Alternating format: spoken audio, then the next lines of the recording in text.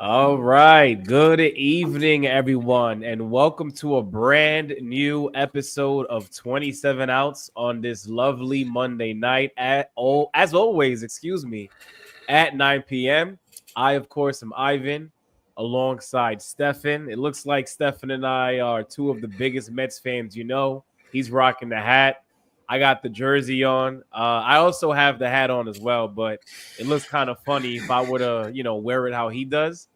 But yeah, as you guys can tell by the fits, not so much by the title, and I know Stefan is going to elaborate on that just a bit shortly. But yeah, as you can tell by what we're wearing here tonight, and also for those of you who already took a glimpse at the description as well, we are going to be talking about, the other side of New York, right? For those of you who did watch last week's episode, we, spoke heavily about the Yankees. And I think we did a great job of just breaking down what things are looking like for them to a T. And I think today it's about time we talk about the Mets, right? Because the Mets are certainly one of those teams who are also scuffling, right? Like if you were to ask me who's worse between the Mets and the Yankees, I'll leave it up to you because I don't even really think it matters, especially when you look at how both of these teams have been playing. I mean, being from New York is just bad right now. I shared it in the chat with you guys the other day, Stefan. Mets are bad, Yankees are bad, obviously. We're getting like another heat wave, right before the summer actually ends, which I'm not a fan of. Like, we're still in summer, but I kind of thought like the heat wave was gone. But unfortunately, it's not yet. But, listen, it is what it is. I just think that maybe, and I sound crazy saying this, but maybe the NBA season just has to start, and maybe the Knicks would give New Yorkers something to actually watch on a nightly basis that's worthy of watching. Yeah. But anyway, that's enough of my rant and how I feel and the current state of New York. Stefan, how are you feeling? And then, of course, please start us off. I'm doing well, man. I can't complain. Life is life, man. But life is good, and everybody's healthy. So over here, so thank God. But listen.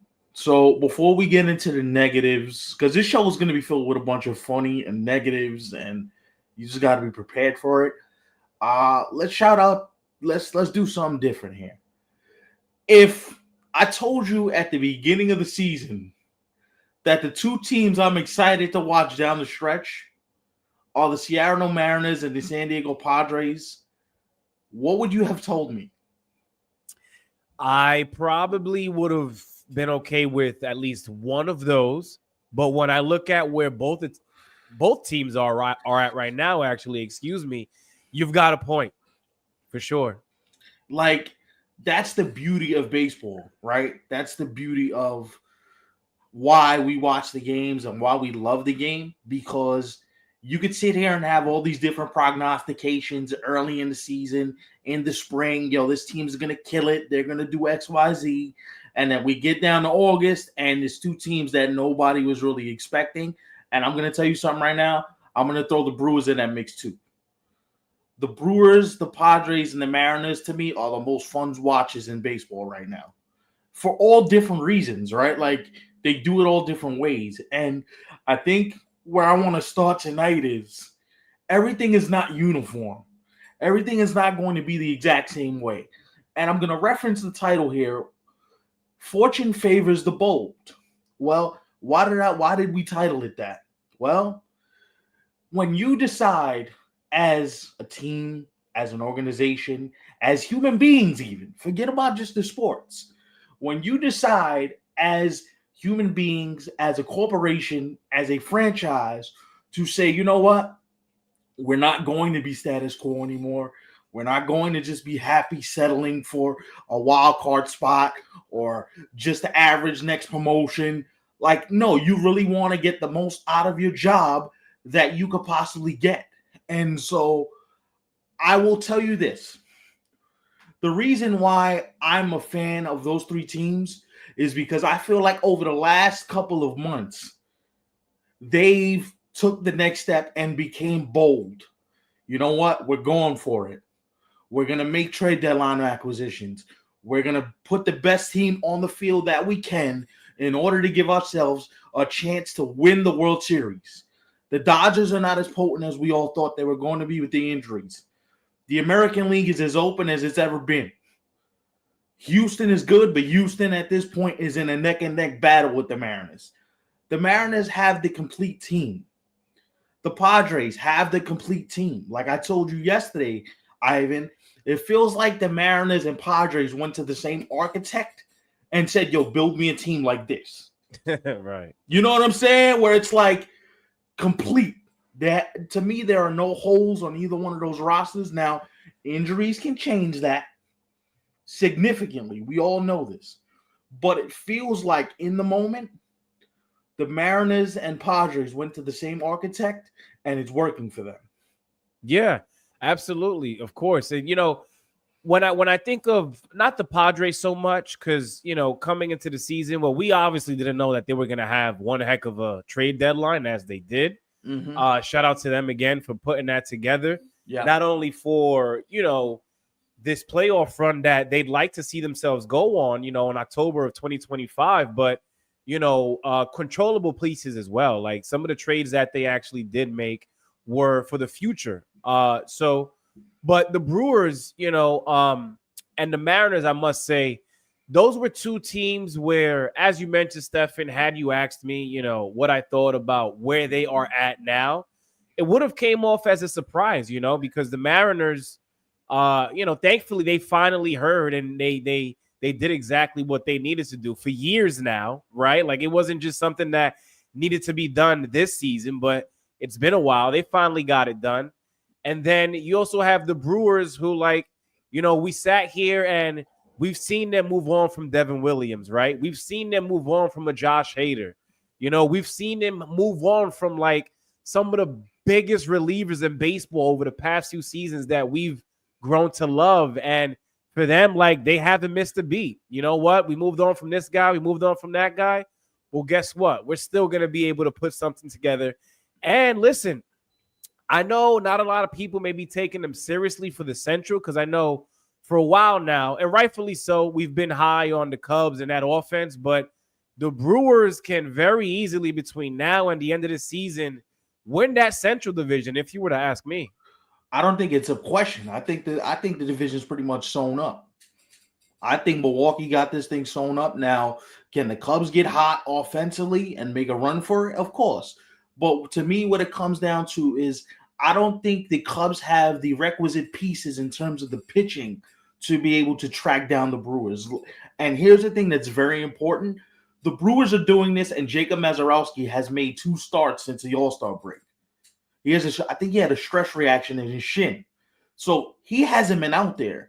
And when you look at what they're doing, the Jose Quintanas of the world, the Quinn Brewsters of the world, who the Red Sox gave up on, and you realize Corbin Burns is no longer in this rotation, but they're still finding ways to get it done at the highest level. And I'm going to tell you something right now. I would love to see a Brewers-Padres NLCS because I believe those 2 teams are the 2 best teams in the National League. I know the Dodgers have the money. I know the Dodgers have the requisite financial power, and they can get guys back and healthy. The problem is when you try to rush guys back, they're not in rhythm. The Brewers and the Padres have been in rhythm for a couple months now, and you're adding pieces to that. You're adding a Mason Miller in San Diego.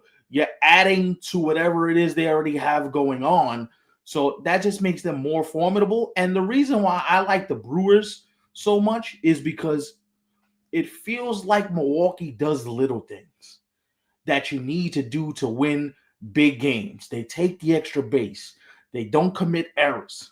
They put the ball in play. They played a feisty style of baseball that can disrupt the team if you're not careful. You know what it is, though? Speaking of, as you mentioned, the Padres and some of these other teams in the National League who do have the star power, right? And I don't say this in a disrespectful way when referencing the Brewers by stating that, but the Brewers don't have the star power, right? Like you look at that rotation, obviously they have guys who can pitch, right? but Right. no names that necessarily stand out where you're like, holy cow, like everyone in the league knows who this guy is. The same goes with their lineup and a bullpen as well that they have, right? The Padres, on the other hand, you've got names that people have known about for years. Right. Tatis, Yeah.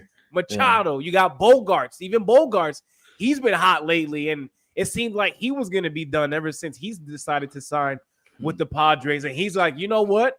I think 2025 might actually be the year for us. So let me get in on this too. But what I like again about the Brewers is the fact that they have to play that style of baseball, Stefan. You know, like when you don't really have some of the names that the Cubs have, right? That the Dodgers have, as you mentioned, and some of the other teams that they have to go up against on a nightly basis. You have no other choice but to really make the best out of what you have in front of you, and that's by doing the little things. And what it shows me is Pat Murphy's a very good manager. Like he gets the most out of his players. Like Zach Collins with the home run yesterday. Uh, if you don't know who Zach Collins is, I don't blame you, right?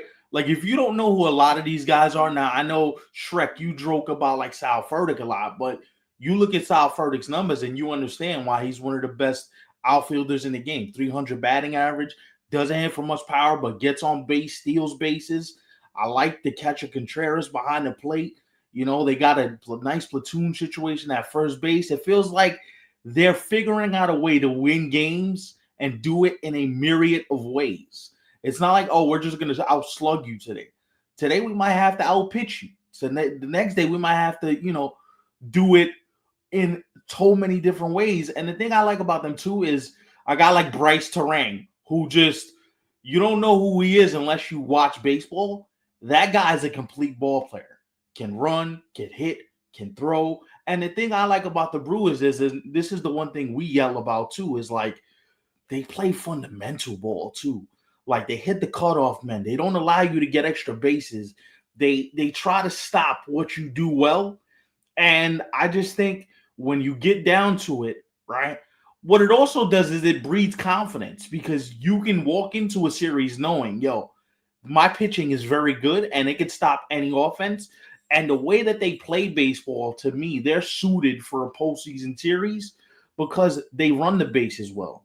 They steal bases, and they also understand that most defenses are sleeping, right? Yep. They're not thinking, damn, he might go first to third on a single, or he might even go first to home. You know what I'm saying? So that's where their awareness as a baseball team is very good. Right. Their baseball IQ is very good, and it shows by the way that they handle themselves on the bases, how they handle themselves in the field. Also, the other thing is too is that I realize it's not so much about the shot you don't take or the base you don't steal. It's about the two bases you stole to set that up. Mm-hmm. It's about they set up teams. Like they set up the Mets this weekend. We're gonna get to the Mets because was that a train wreck in Milwaukee this weekend? Mm-hmm. If you're a Met fan, if you're a Met fan, you should be here tonight. if you're a Met fan, listen. And make sure you wear your gear too. Yes. If you're a Met fan, this is a therapy session for you. We're allowing all Met fans to come in here, voice their grievances, say what they have to say. Just keep it family friendly because we don't want YouTube to kick us off the air. You know what I'm saying? Don't say nothing incendiary. But Milwaukee is going to frustrate you. The San Diegos of the world are going to frustrate you. The Mariners are going to annoy you. And that's why, to me, I think they deserve a chance for us to start with those three teams in particular. Listen, I'm going to be honest. The Brewers and the Mariners are a team who I had some hope in. It was just a matter of them finally like getting the right pieces to kind of fit the puzzle. And they've done exactly that, right? But the Brewers, listen, I'm going to go ahead and say this.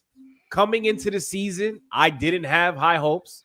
You know, when I looked at the National League Central, obviously I focused on the Cubs. Mm-hmm. Partially the Cardinals, not so much, but earlier this season, the Cardinals looked like they were still going to be in on it as well. Mm-hmm. And also the Reds, right? Like the Reds, you know, they're a younger team.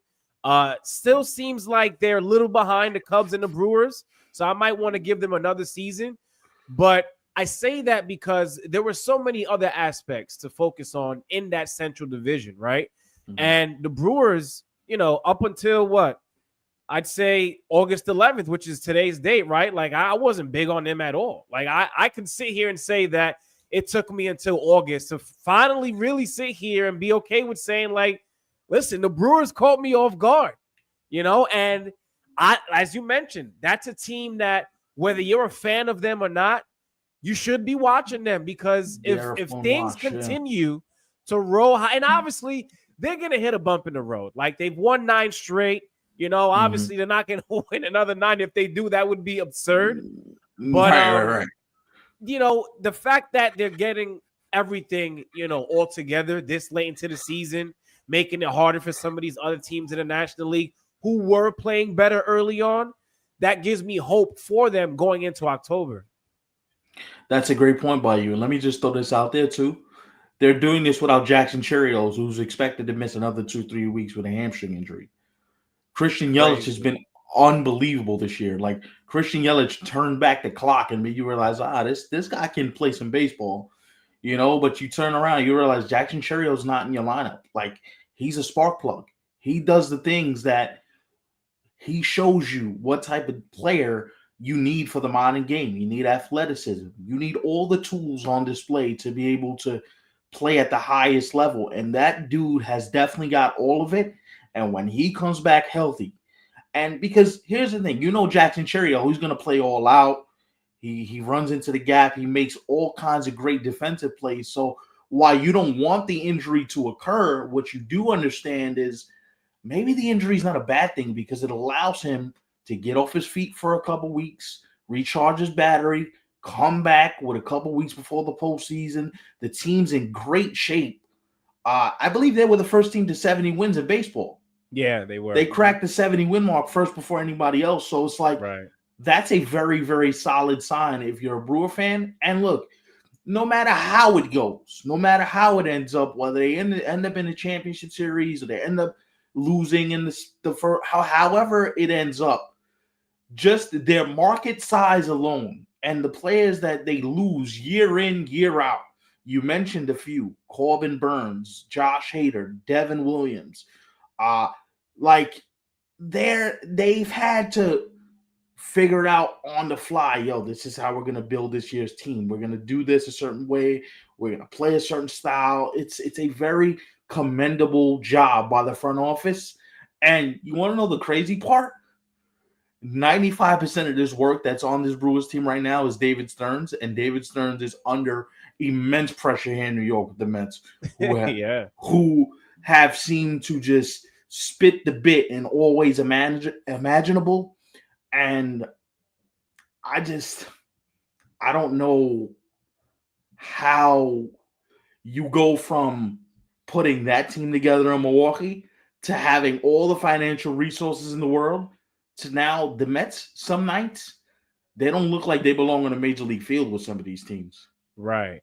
You know what I've noticed too, and for any of you guys who are Mets fans watching this, is not to blame David Stearns. And by the way, I saw the title of this video earlier on YouTube. I forget the name of the channel, but the title of the video was like David Stearns like has to get fired or something like that. And I'm like, well, damn, hold on. I know Mets fans, you're new to having money, you're new to having, superstar talent. More than one being the case now with guys like Lindor, Soto, and some others. Mm-hmm. But listen, I don't think you should be that harsh on Stearns. Not saying you, Stephen, but the Mets fan base, because I believe it was a Mets fan who had put that video out. But anyway, yeah, I just look at the Mets and I look at it's really just them underachieving. Obviously Lindor is a guy who hasn't played well. Pete Alonso, he recently tied the Mets all-time home run record. But that's not a team achievement. Like the team needs more from you, right? Juan Soto, you mentioned to me yesterday, Stephen, he struggles, with hitting with runners in scoring position. And that's what the Mets brought him to Queens to do. And the fact that he's struggling to do the one thing that the team actually brought him on board to do, that's a serious problem. That's a great point, because I looked at his numbers with runners in scoring position, and I was like, bro, you're barely hitting above 200. Like, this is really bad. And here's the thing. Like, his overall numbers are typically what Juan Soto does. He's going to hit close to 40 home runs. His OPS, is, I believe, as I looked at it yesterday, was almost 900. He's like at over 880. And I'm Right. like, all right, that's typical Juan Soto. But you look at the numbers with runners in scoring position, and you realize, like, this is where you're falling short, especially when Alonso and Lindor are also not doing much to drive in runs. This is what they brought you in here for. This is why they paid you the $700+ million, and it's just 876. Thank you, Shrek. And it's just, you start realizing, like, you're not living up to the contract in a certain sense. And the reason why Soto is even higher, even more, is you see him defensively and you realize what we saw at Yankee Stadium last year was not a ruse. This guy is really bad in right field.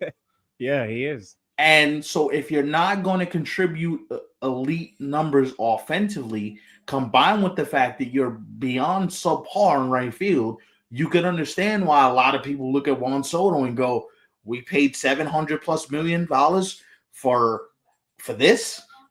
This is what we paid for? Like, we don't feel like we're getting our money's worth. And right now, as much as you want to push back on the narrative, listen, he's still a great offensive force. I don't even think we can say that about him this year. Right.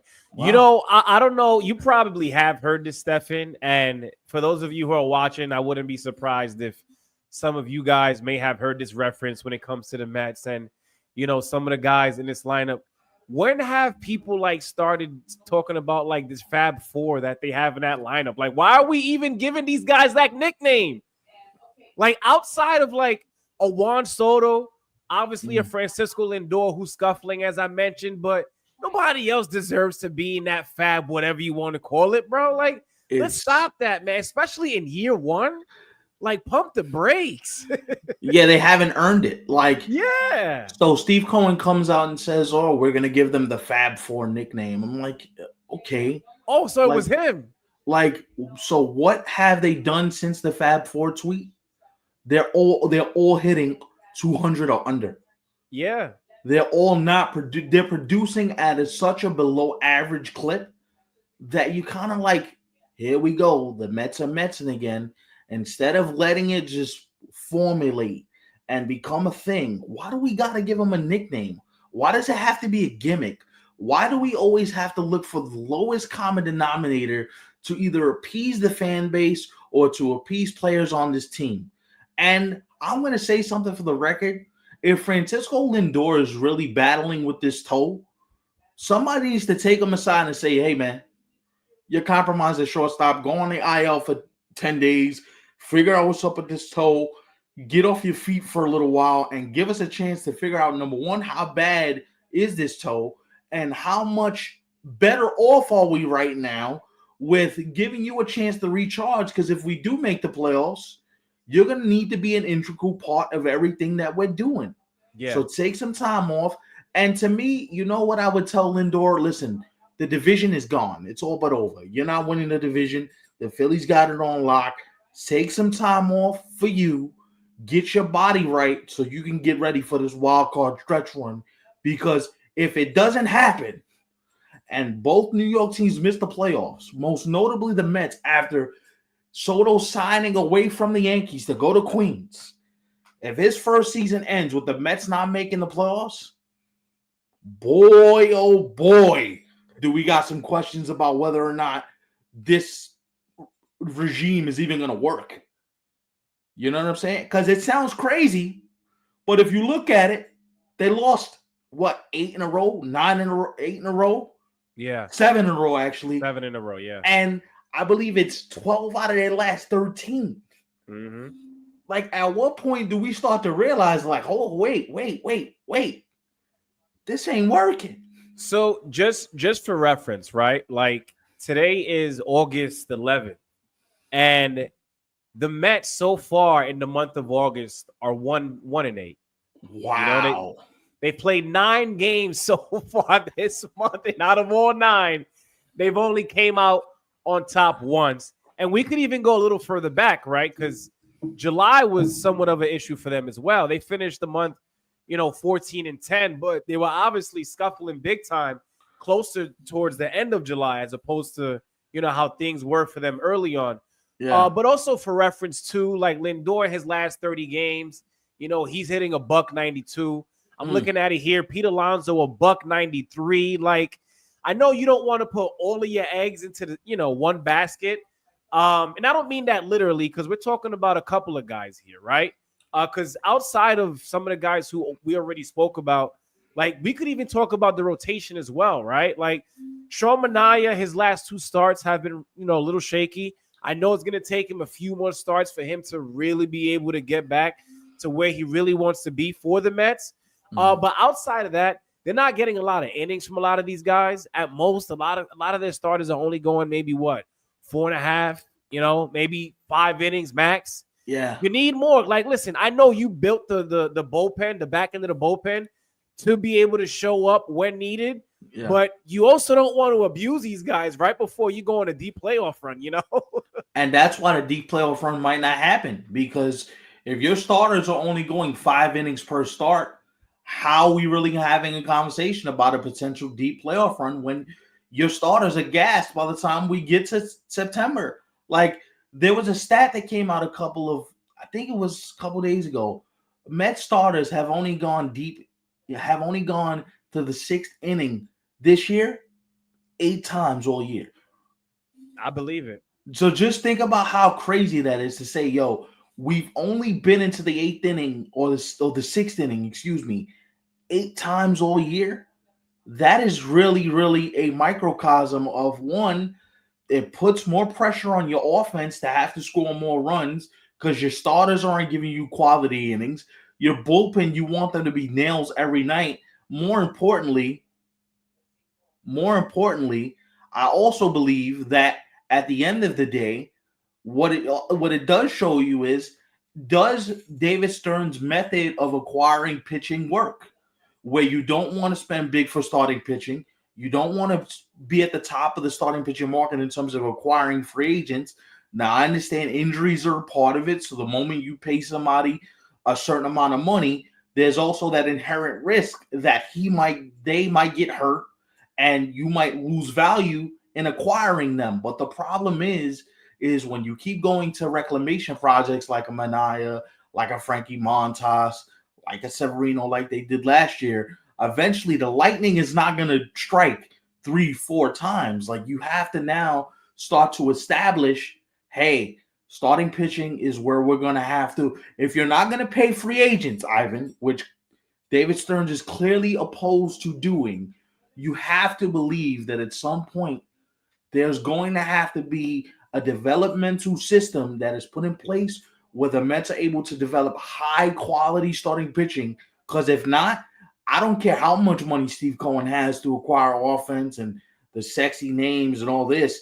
It really is not going to matter unless they're starting pitching to be able to back it up. Yeah, and it was going to be tough, not just for the Mets, but for any team in baseball who was in need of starting pitching to be able to fulfill that at the deadline, because the best pitcher, if you really look back at the deadline, who was a starter that moved, was Merrill Kelly going to the Rangers. Yeah. Like, obviously, there were other names who we had heard leading up to the actual deadline and whether they were going to be on the move or not. But now, fast forward to, us finally knowing the outcome of how everything ended with that.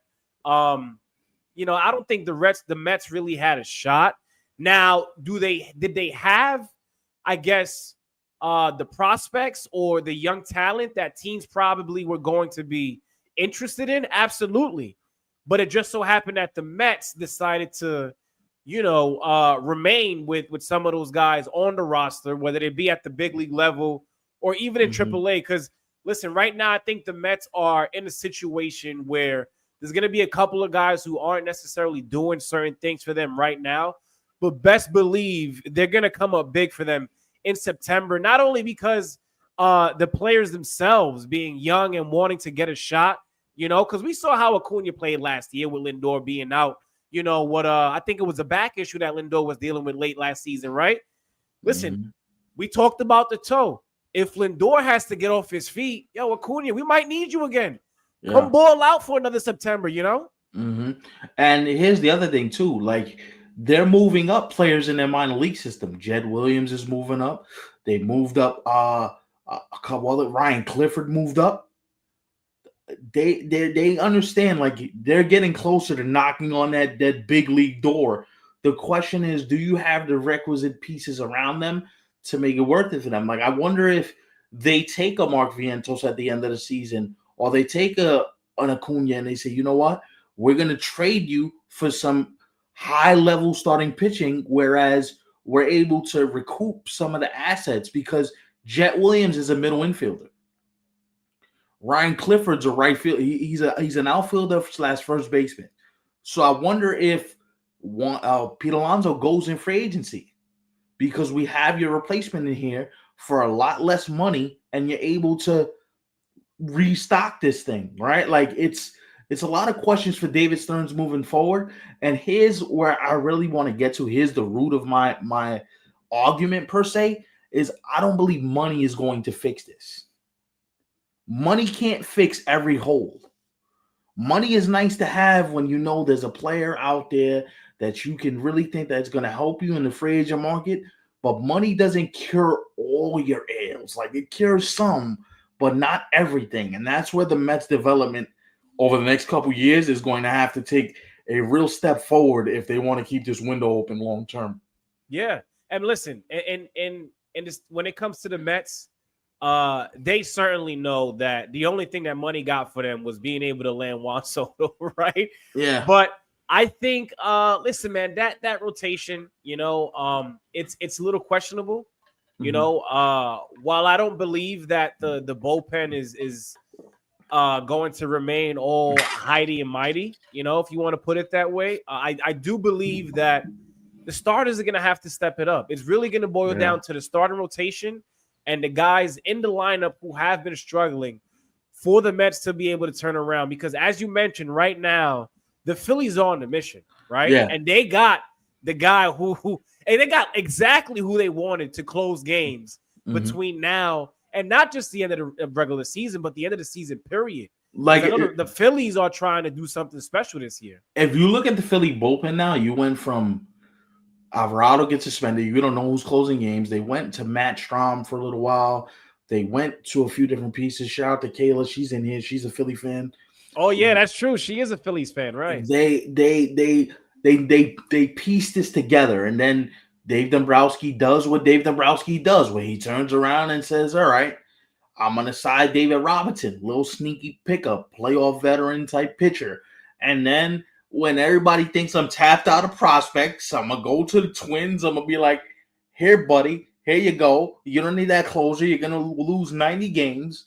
Now your bullpen becomes a legitimate strength to go along with the starting pitching they have. You know, to go along with the Suarez, to go along with the Wheelers, to go along. Now you look at the Phillies and you go, if that offense just produces in October, that could be one of the scariest teams in the National League because they have everything you need to go set yourself up for a playoff run. And this is when I want to see Bryce Harper just that one the one playoffs where you're like, you know what, bro? We know what you've done in the regular season. We understand it.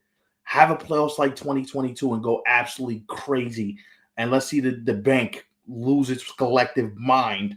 That's what I'm waiting for. Because I think when the Phillies are good, it's better for baseball. Listen, I think when I look at the Phillies, and before I get into that point, I didn't even realize until now we're actually 34 minutes into the show. Shout out to all of you who are here right now, rocking with us. We really appreciate it. Make sure you guys go ahead and follow us on Instagram, TikTok, and Twitter at 27outs3C.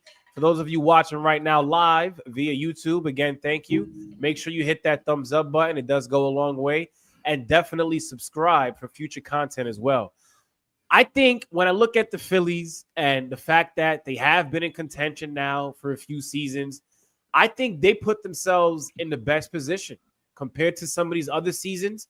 You know, like the rotation that they have now with, as you mentioned, Zach Wheeler and Suarez and a guy like Christopher Sanchez coming out of nowhere looking like an ace for them. I mean, the Phillies, listen, they have a solid 1-2-3, man. That's a 1-2-3 I don't want to see in a playoff series. And then here's the thing, right? Like I ultimately think we're not even talking about Aaron Nola, right? Like, right. It's if they get him right by the time we get to late September, early October, you gotta force him. Where even if Nola's pitching out of the bullpen, Phillies might be the one team in the National League. Them and the Brewers are the two teams I don't want to deal with. I ain't scared of the Dodgers. The Padres put together an all-star team, but let's see you do it when the playoffs come. The other thing I wanted to say too about the Brewers, now that you brought them back up again, was, and I was one of these guys, right, where I was like, I kind of felt like the Brewers had to go out there and get a bat. I think they would have put themselves in the perfect position, especially if they were trying to, make a run for it. And they decided to opt out and, not really make a move like that. And shout out to them, man, for doing what a lot of people thought that they should not have done, and them turning it into something positive where now we're looking at the Brewers being one of the best teams in baseball. It's really remarkable when you see what they do on a year in, year out basis. What you see what these teams in such smaller markets are able to do with such minimal profit margins, where you're just like, I don't know how you're doing this, but you guys are killing it out here.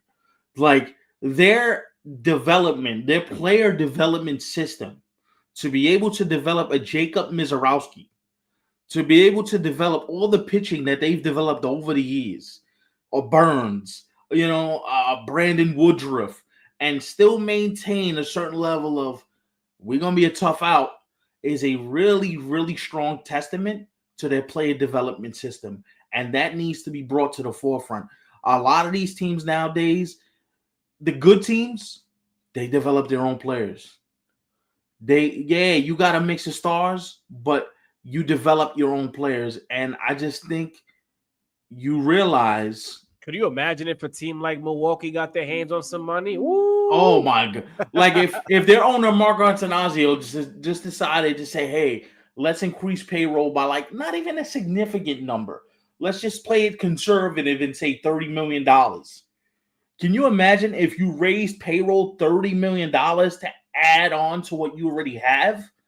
Then you become one of those teams that you're like, hold up. The Brewers might make the World Series this year. Injury permitting, which is always very key.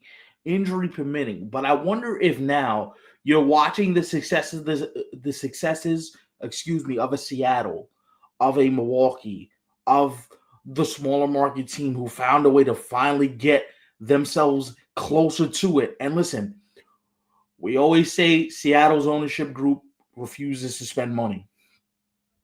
Give them credit. They did the Josh Naylor thing. Josh Naylor's making like $12 million. They did the Suarez thing. Suarez is going to be a free agent at the end of the year. Give the Mariners credit for not saying, you know what, we're good. We're good. They went for it, and they're being rewarded because now the offense is better. You're pitching deeper into games. And wouldn't you know it, Ivan, the moment you get another bat in the lineup, what happens? Kyle Raleigh's just going crazy, berserko hot streak. It's also less for him to worry about, right? Like prior to landing Josh Naylor and Suarez, as you mentioned, Julio Rodriguez was not performing like the Julio Rodriguez that we're watching right now. Yeah. He was struggling. Some of these other guys in the lineup have been doing their thing. I shared with you yesterday, like a J.P. Crawford or Jorge Polanco. But I kind of felt like they needed more in addition to that, right? Especially if you were going to be a threat, not only in the American League, but in that American League West specifically. For a while now, we've been saying Astros this, Astros that, and even the Rangers a couple seasons ago when they won the World Series. And the Mariners said, you know what? We're fed up. We've had enough, and we want a piece of the pie now. In fact, we might actually take the whole damn thing ourselves this year. That's why, to go back to the title, fortune favors the bold. Seattle's ownership group was tired of finishing just below playoff standards or getting knocked out in the wild card round. They realized, listen, if we want to make a deep run, you have to put your money where your mouth is. And ultimately, I think Kyle Raleigh now has some protection. J-Rod now has some protection where if you look at him over the last 10 games, J-Rod's been on a hot streak, and he's doing it on both sides of the baseball. He's going in the gap to get fly balls, and then he's hitting frozen ropes all over the place. Yeah, like I told you yesterday, like a hot J-Rod is not only hot at the plate. It's J-Rod multi-dimensional. is hot at the plate. He's gonna play, exceptional defense in the outfield. Yeah. He's gonna steal some bags as well. He's just gonna be a flat out headache for the opposing team. A pest. The other thing I wanted to give credit to for the Mariners as well, when you look at like what they did to put themselves in this position now, is the fact that they actually held on to the starters who we thought like, yo, maybe you should move on from 1 and 2. And they said, nah, you know what? We've got other things in mind, and I think this is going to work better for us instead. I'm telling you, man, I look at that team, and I'm like, if you're healthy going into October, they gotta force them right now that I don't know if you're in the American League, you're dying to go to Seattle and have to deal with the Brian Woos, the Logan Gilberts, the George Kirbys, the Luis Castillos, No, I'm good on all that. You ain't trying to see Andres Munoz throw fire out of his head in the 9th inning, throwing a quick C-note at me, going 103. I'm good. I'm good on all that. He's underrated, man. When I think of relievers, he doesn't get the love. I know it's Seattle, but hopefully this is the year people are like, oh, they got one, Yeah, and like the thing about Seattle that I kind of like appreciate is, again, you know what Seattle did that I've been begging teams to do? What is Seattle's Mariners? What is the manager's position? Dan Wilson, the manager of the Mariners, he's a catcher. Like, you love these catchers as manager. And look, it's working. You went from Scott Service, who was okay, to Dan Wilson got these guys believing every time you step out on the field, you can win this series. You can win this game. You can win this particular matchup. And the thing is, the reason why I like Dan Wilson, to me, is because I think in the playoffs, you need a manager with feel for the game. They got to have feel. They got to know when it comes down to it, hey, this is what is about to happen. This is what I can anticipate the flow of the game from the bench sitting here, and this is what the next team might do to get me out, or this is who they might bring in, or they might bring off the bench. Like, catchers are thinking about 12 different things at once. Like, their brains are like literal computers. And Shrek brings up a good point. The transition real quick. I don't think it was an accident Yachty was sitting in the Cardinals dugout this weekend. I do not. In full uniform. He was a guest instructor. That's what they call it. They said, oh, Yachty's a guest instructor. This is what we're calling him now. You could guest instruct during BP. You could guest instruct before the game even starts. The fact that you're sitting in this dugout, if I'm Ollie Marmol, I'm counting my days before I'm not managing that team anymore. Let me ask you this. And Shrek, you as well. And by the way, we are going to get into the comments in just a bit. But now that this actually did just come up, thank you for that, Shrek. Do you think it's only a matter of time before someone like a Yadi Molina actually does end up with a job as a manager in Major League Baseball? If he wants it, yeah.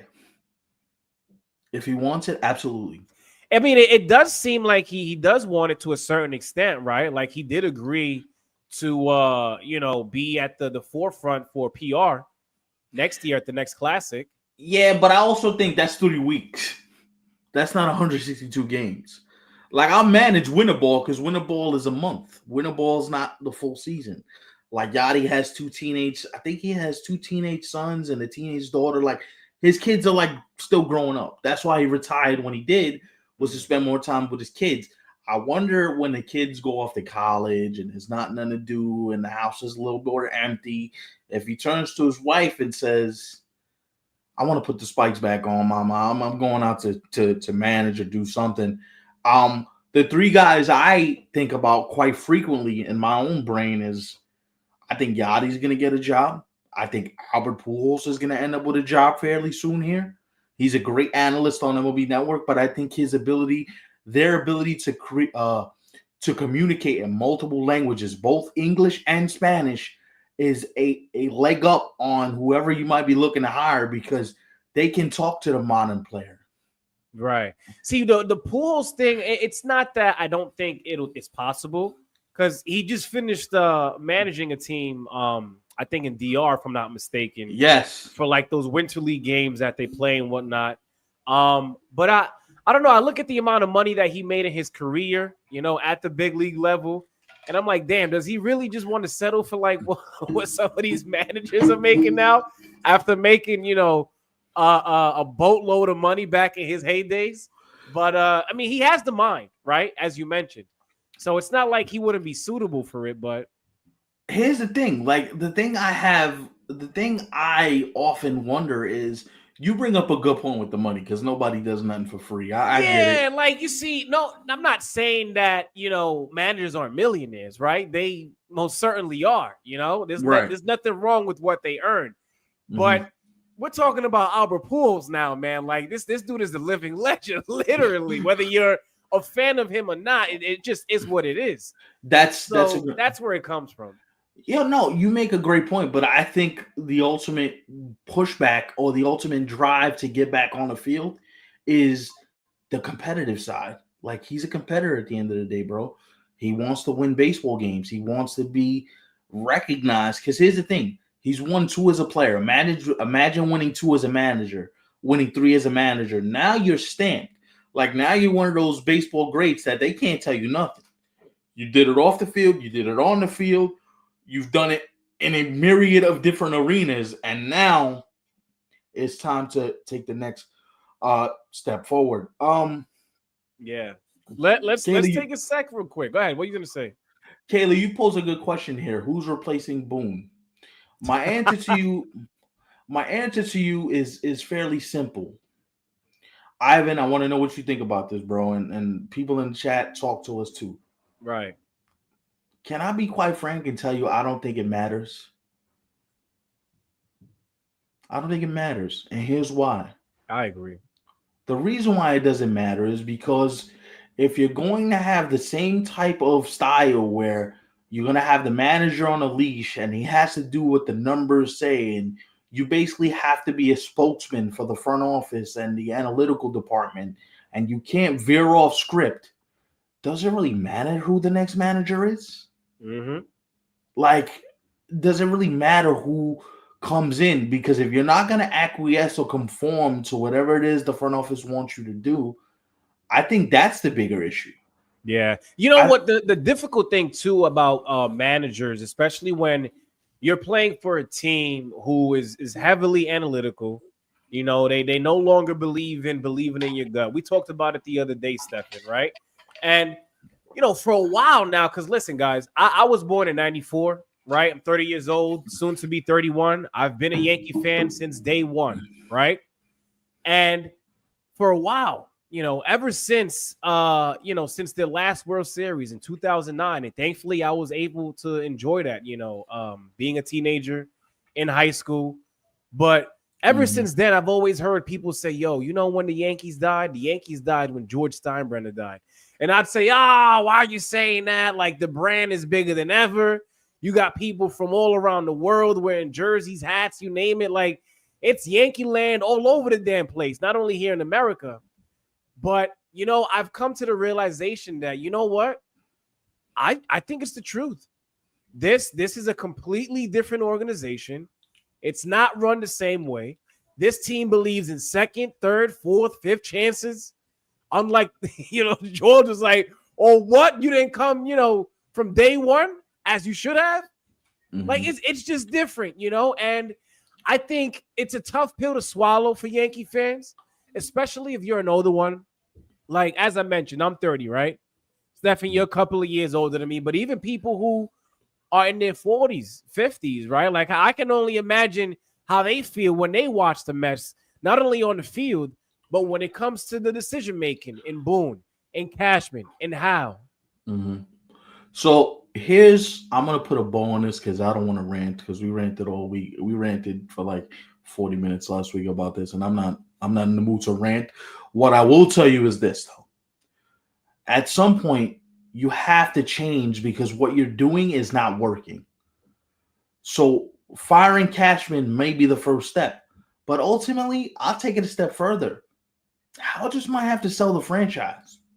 Oh, come on. No. Think about this. Think about what I'm saying here. If the Lakers just got 12 billion, if you just got 12 billion for the Lakers, if the Yankees are on the open market right now, you're getting somewhere in the range of 15 to 17 billion for them. If somebody with the money has the deeper pockets to buy them, how be a fool not to consider selling? I'll tell you this, and I'm not trying to put a time frame on it. Go ahead. Real quick before you go, I think that day is closer than it may appear. You know, you ever seen the when you're driving a car and it says objects may be closer than they appear? Yeah. When he sold off the majority of the Yes Network to put it with the Gotham Sports app, I said, all right, they're going to end up selling this team. Because at some point, you're making all the moves to get yourself out of the family business, right? Like you gave up your Yes options. The Steinbrenner family only owns about 51% of the Yankees. The rest is owned by stockholders. It's not that wide of a margin where you only own it by percentage points, right? So it's not like you can say to yourself, hey, I wonder what it would look like if they actually put them on the open market and what the financial ramifications of that may be from the standpoint of, hey, it might be smart for Hal to get out of the business because he's an economist. He's not a baseball guy. He's trying to save money, but he also wants to make money. It's funny you say that because I was actually already thinking of a point. When I think of Hal and when I think of his father and I look at the ways that both men ran the Yankees, Hal in this case still running the Yankees. And, you know, obviously Hal inherited all of this, but he doesn't have the same love for the game that his father did, you know? I think just because something that was passed along through the family and, you know, it's for everyone to enjoy, I just don't think there's a burning like sensation. There's no desire that the father had. I don't really see that in Hal. I don't see it in some of the signings that he makes. You know, I don't see it in some of the decision making. Period. Right. And Shrek, I was reading this just a minute ago, but I have to highlight it. This is not the Yankee team that I grew up fearing. And it's funny you say that because just the other day, for those of you who don't know, it was Old Timers Day at Yankee Stadium. And some of the old timers, they got a chance to speak on the mic, did their interviews. They shared their 2 cents about the current state of the Yankees. And a couple of them said that this is what the Yankees are missing. Like, people used to come to the Bronx, and it was like, damn, really? Like, we got to deal with this roster, plus the fan base wilding to the point where the stadium is nearly shaking. Like, oh, hell no. I don't want no problems with that. But fast forward now to 2025, that's not the case. Like, the only guy on the team who probably gives opponents the jitters is what? Aaron Judge? Other than that, who are you really afraid of? No, not even him. The most fearful player on the Yankee team is Giancarlo Stanton. Right now, that's it. Like, and again, I'm leaving it like this. The Mets and the Yankees have the same problem to me. When you walk into Citi Field, there's no fear. Because Juan Soto's just out here just having fun. There's no edge to his game. Where last year with the Yankees, there was edge. There was, yo, I'm coming to rip your throat from your neck, and it's game time. Staring out the pitcher, it wasn't a smile. It was like, yeah, throw that again, and I'm putting it where the monument should be. Now you got him breaking up no hitters, and he's laughing as he's walking around the bases. Like there's no edge to both of these teams, and I think that's the problem. Is you're not in the right city to not have edge. Like when you walk around laissez-faire, like it's you know what I'm saying? When you walk around as if it doesn't matter, that's when we as fans look at you and go, they paid you how much money? You're getting paid how to do what? And you walking around here like it's all good? Like it's funny to me. The Mets talked about, oh, we had a team meeting. Y'all had about 14 meetings this year. Ivan, am I lying? No, you're right. But it's just funny. Like when you really get into it, as we are right now, especially, I think what makes it funnier too is how you state it, right? Like just your demeanor. And I guess because I've known you for so long, it really comes off as hilarious, Like you're absolutely right. No, but I know I make you laugh, but there's a literal sense of like, it's like you keep telling the kid, don't do that. You're gonna hurt yourself. And you sit him down as parents because you're concerned and you're trying to get him to do the right thing. I go through it right now with my son, soon to be 2, and he loves to jump up and down on the bed, jump up and down on the couch until he ends up on the floor, and then he's looking up at me like, "Oh, I hurt myself." Well, I've been screaming at you for the past 10 minutes to stop. Sorry, guys, but I can actually relate to these stories now. No, it's I am a father, so I just had to share that. Yeah, but that's a great correlation because, you had 14 meetings. How many more team meetings do you need? If the message hasn't gotten through now, don't you think there's a character flaw somewhere in that clubhouse? And I'm not saying I know exactly what it is because I'm not in there. You're not in there. People in the chat aren't in there. It'd be lazy for us to assume what the disconnect may be. You can only see what you see on the field. And to me, it feels like they're just a bunch of individuals. They don't feel like a team. Neither New York team feels like a team. And when you start to have conversations about, did Soto just come in for the money? That's a very valid conversation. I mean, no ifs, ands, or buts. By now, like it's not even up for debate. Like that's literally the reason why he's in Queens. No, and here's the thing: it just feels like there's no in baseball, period. Because let's not single out these two teams. By the way, I think I've never seen this name, Stefan. I don't know if you have, but this guy appears to be a Mets fan. I could be wrong, but we have a guy in the chat right now by the name of Strike Blitz. A lot of his comments seem, in reference to the Mets and what we've been talking about here tonight. Welcome aboard, bro. Are you a new subscriber? If not, please subscribe to the channel. Let us know when you do, so I can fire off a new sound that I put in the soundboard. Yeah, he said here actually about the pitching staff.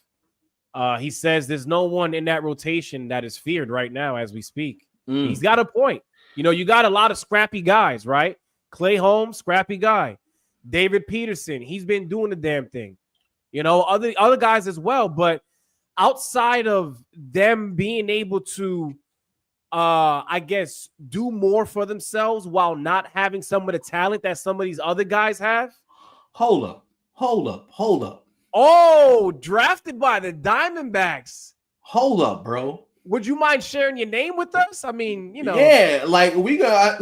Listen, first of all, if you haven't subscribed to the channel, please do so right now. Welcome to the family. We love having new people here. Thanks for stopping by, bro. For sure, man. If you're new, drop a hashtag new in the chat so we can shout you out. Like, wow, drafted by the Diamondbacks in 2005. By the way, if you don't mind me asking, what round were you drafted in? I'm very curious now. I'm a little nosy. I just want his full name. Give me your first and last name, and I'll do the research. yeah. Nah, for sure, man. That's dope, though. That's dope. This is why channels like ours exist, because you start to meet different people from different walks of life, with different backgrounds and different stories, and that's really dope. You know, it's crazy because Stefan and I, and you already know this, Stefan, because we spoke about it, but just to kind of give them some insight on our conversations off the air. You know, I was talking to Stefan yesterday about a guy who I used to play softball with, and he got drafted by the Pittsburgh Pirates years ago. And it's funny how here we are the very next day doing the show live with you guys, and we have a guy watching the show telling us that he was drafted by the D-backs in 2005. That's crazy. So Shrek has the D-backs had 50 picks and 50 picks. 50 picks is crazy. 50 picks is insane. Right. How many rounds were there of the draft in 2005? Hey, by the way, Shrek, I do want to highlight this as well. You may have a point. Now, the Rangers, I think coming into tonight, they've lost 4 in a row. So the Rangers, I know some people are saying they're going to find it. They're going to find it. Listen, I'm not saying that they can't at all, but I just want to remind you guys that we only have a month and a half left to the season. Like, how long are we going to be here? Like, we already know how good the pitching staff is, right? Like, we don't even have to get into it again. But we've been saying this since the start of the season. The Rangers got to get it going offensively. The Rangers got to get it going. I don't know, man. I don't know. They haven't really shown any type of consistency at the plate when it comes to the lineup overall. And I think now is a great time to really do that if they are going to do what you said, Shrek. That's a great point. So we have some intel here. He says his name is Drew, and he was drafted in the 45th round.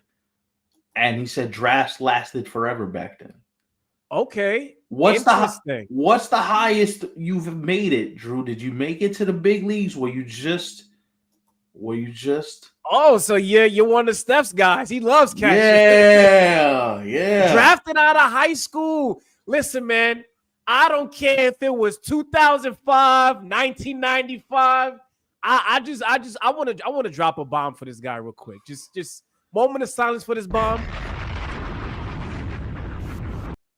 Yo, Strike Blitz, man. Listen, I know it was a long time ago, but I don't give a damn. Shout out to you just for being to be able to be one of the very few people to have an opportunity like that in their lives. That's really dope, bro. How did you discover the channel? Like, what made you want to click on us? That's super dope. Yeah, that's a question I like to ask, especially when we meet new people.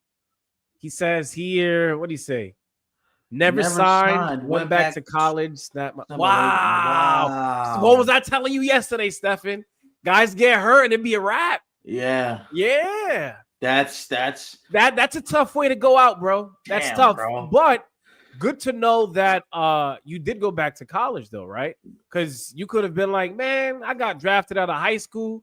I don't got to do a damn thing after this, but there's always other options if it doesn't pan out. And here's the thing, man. Sometimes you never know because, like you said, getting to the big leagues is hard enough as it is. But being drafted in the 45th round, that means you were one of the last picks that team may have. So you don't know if there's even a shot that you even stay in their system, make it in their system. They develop in their system. Like it's a lot just to get there. So this is dope. Actually, this is dope. He runs a national travel baseball program. Wow. Wait, hold on. So I want to go back to Stefan's question because you're sharing a lot of great things, by the way. Shout out to you for being okay with doing that. We're enjoying it. Clearly, the people who are watching are also enjoying it along with us. How'd you stumble upon the channel, bro?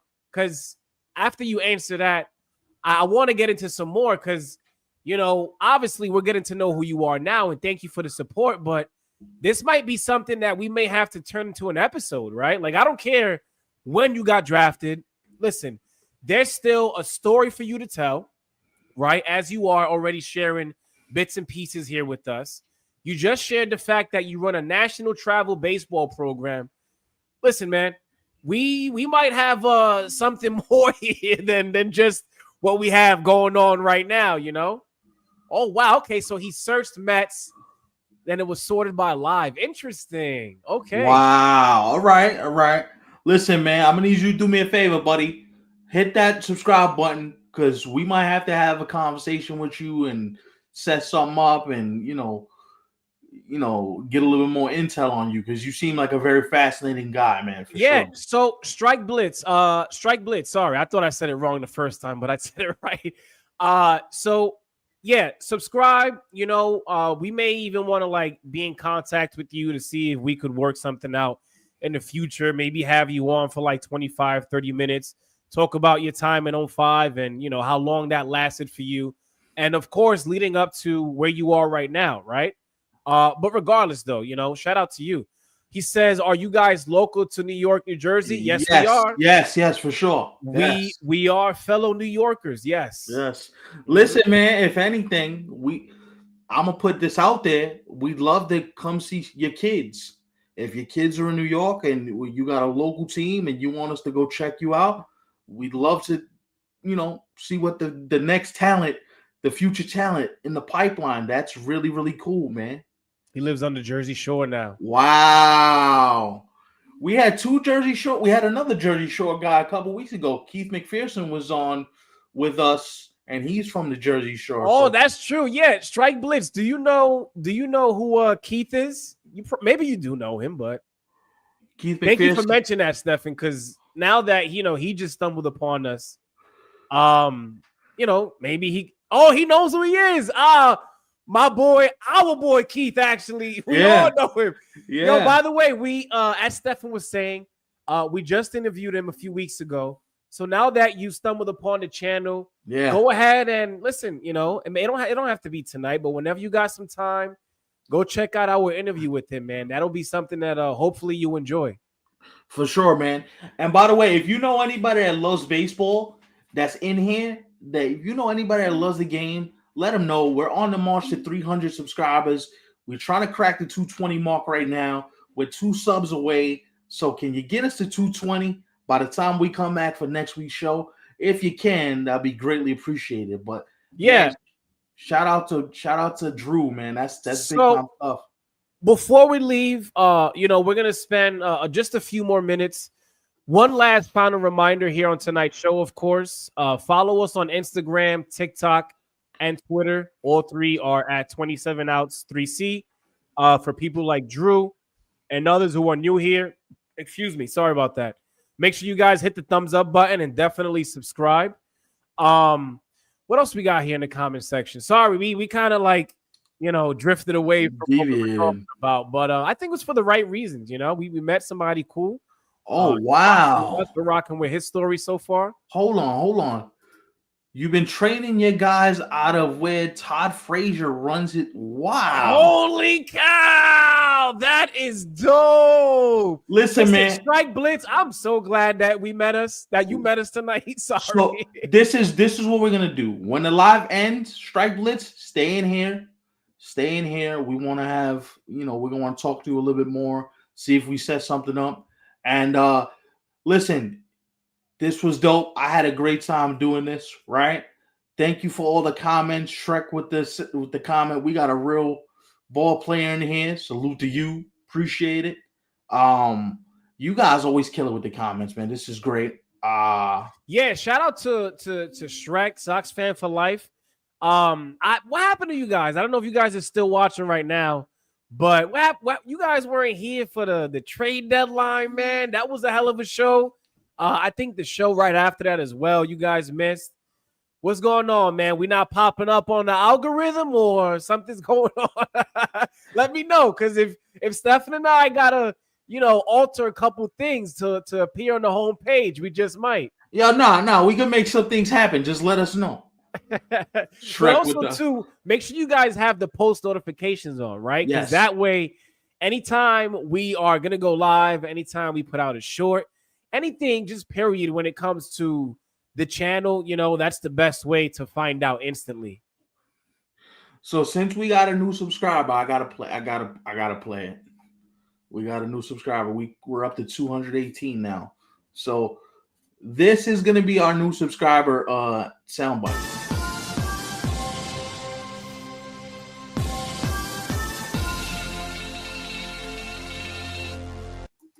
So that's gonna be what you hear when we crack new subscribers. I had to do some digging to find out. I like that actually. I like that. Moving forward, now I think that's something cool that we could stick with. You know, whenever we are live, of course, and we see the subscriber amount increase, we're gonna hit you with one of those. Or listen, maybe it's a few of you guys who subscribe in one night, and maybe we gotta hit it like 4, 5, 6 times. Listen, I wouldn't mind hitting it 7 times in one night. That's dope. Hitting it 7 times in one night is crazy, bro. I'll take it. Kayla says use keywords. Okay, good to know. Use keywords. Best way. Yeah, we're listen, we're not totally against that. Nothing like that has really come our way other than like doing interviews, as we mentioned with Keith McPherson. We also have some others. It's just really a matter of really finalizing like the dates and when we could finally have people appear.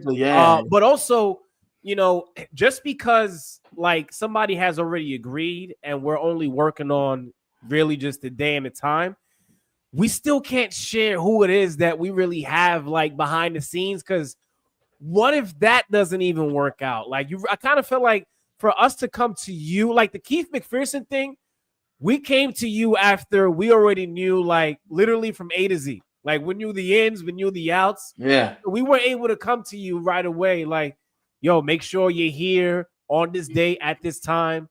We have another special one, but again, we can't really share just yet because there's certain things that haven't been finalized. But hopefully between now and the end of the season, if not, maybe perhaps in the off season. But just know that we've got some things in the works, and hopefully Strike Blitz, other channels who do cover baseball here on YouTube, just like us, are open to doing that with us. I know who you're talking about. You know about that guy, Stephen Wardy? I've known about him for a couple of years. Yeah, heavy into the Mets content. Shout out to Wardy, by the way. Yes, we'd love to have him on, man. If we could collaborate, I'm good. I want to talk to a Met guy that got a pulse of what they're doing out there in Queens. I'm good with it. But the number just went up again, so we got to hit him with one more. Hold on.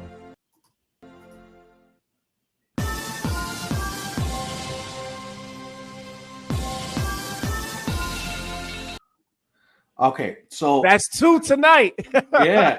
So listen, I'm really grateful that you guys are in here with us. Oh, look at this. Yes, we did, Strike. We did actually. I'm telling you, go watch that, brother. Go watch that. Listen, I'm not trying to toot my own horn because Stefan and I host the show. Hold on. But this very question right here was addressed. Go check it out, bro. Hold on. Just for you, bro. This is what I'm going to do. I'm going to drop the link for that interview right in the chat. You ain't even got to look for it. Here we go right here. I'm gonna drop it right here in the chat so you don't even got to go crazy looking. We're going to do you the favor right now. I'm going to come back in here and I'm going to just drop this link in here like this so you guys can see it. Hit the enter button. And there you go. There it is. Yep. That's the link for the Keith McPherson interview. If anybody's interested in going to look at it, go look at it. Go hit the like button on that. Get us to 20 likes because we're at 19 right now. Tell your friends about the interview. Listen, we're a community. We're a family. We're trying to bring everybody together. This is not just mine and Ivan's show. This is everybody's show. We're a part of the community. So if you just want to get in here and talk baseball, we're good with it. You know?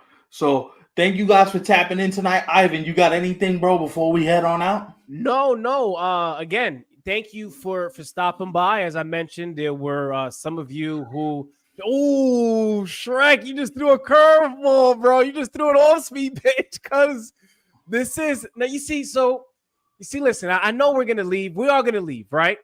But before we go, because Stefan, listen, they're saying some really good things right now, right? So when it comes to this right here, Shrek, this, I'm gonna be honest with you. It has come up. We've had conversations about this. Now, the only thing that has stopped us from getting it rolling is the fact that we feel like we may not have enough people who would want to be a part of that just yet. Obviously, we know that you would want to join, perhaps maybe some others as well. But now that you have said it, now we can revisit the drawing board and see if maybe this is something that maybe we launch later this year, early next year. Early next season. But right? I said Shrek. Shrek, just know that, it's certainly something that we've had talks about. Yeah, we've had conversations, and this right here. Sorry for that, bro. Go ahead. Sounds good. I gotta go, boys. Be back for the next live and I come back. I'm. You know what? Sounds like a plan. Let's do it. Mm-hmm. Sounds like a plan. So, guys, this was fun. Thank you for tuning in tonight. Again, if you haven't hit the thumbs up, if you haven't followed the channel, by the way, if you feel like sending the channel to a few other people that know baseball, that love baseball, that just want to be in here talking baseball, send them the video, send them the links. And if you know anybody else that want to hop on Discord, man, let us know, and we'll find a way to, see if we can make that happen. So thank you guys for tuning in, and we'll see you guys next week. Peace.